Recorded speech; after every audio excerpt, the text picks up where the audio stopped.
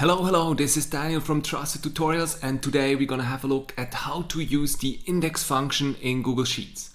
For this purpose, I prepared an example. Let's suppose we have the ABC restaurant and we have different customers such as Harry, Susan, and so on.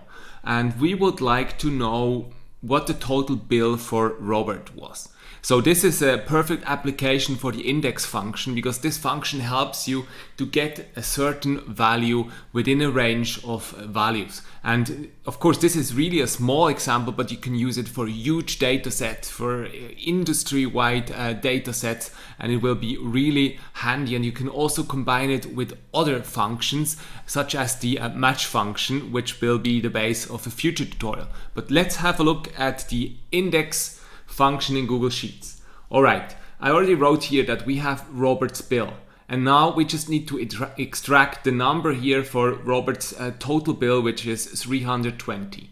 And for this we're going to start with the index function. Whenever you enter a function in Google Sheets, you use the equal sign. So I start with the equal sign and then I write index. And once you're writing, you already get all the suggestions. You can just click on that, or you can finish writing the function yourself. So now I click into it. And also, once you click into it, you usually get a help here, which is really handy. I had it turned off somehow. If that happens in your case, usually you have like a question mark just right here in the beginning. Click that again, and once you did that, you will see the help again. And now it's helping me a lot, and also it's easier for us to go through it together. So the first parameter the index function asks for is the reference. So this is the range of data we're going to have a look at, or where the function should look into.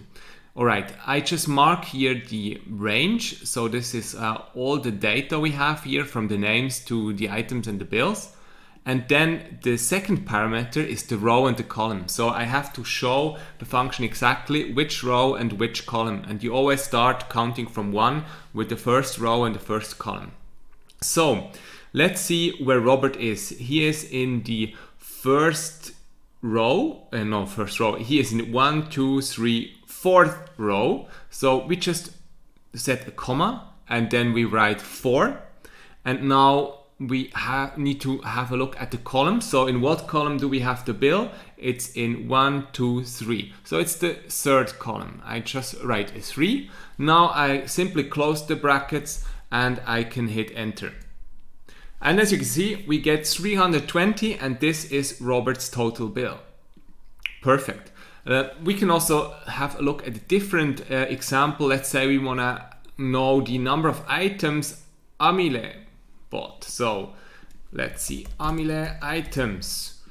We start with the equal sign again. We write index. Then we open up the brackets, and now we choose the reference, which is the range. Then we start with the first, which is the row. So Amile is in 1, 2, 3, 4 in the 5th row. And we want to have the number of items this time and not the bill. So this is the second column. So 1, 2. All right, 2. And now we close the brackets again. I hit enter. And as you can see, she bought 3 items. Is that correct? Yes, it is. Perfect. So that's it. This is how to use the index function in Google Sheets. I hope this little tutorial was helpful. If so, please give it a like, follow our channel, and also hit the notification bell so you're always notified when new videos are coming out. Thank you so much for watching. This was Daniel from Trusted Tutorials. See you again soon, and goodbye. Bye bye.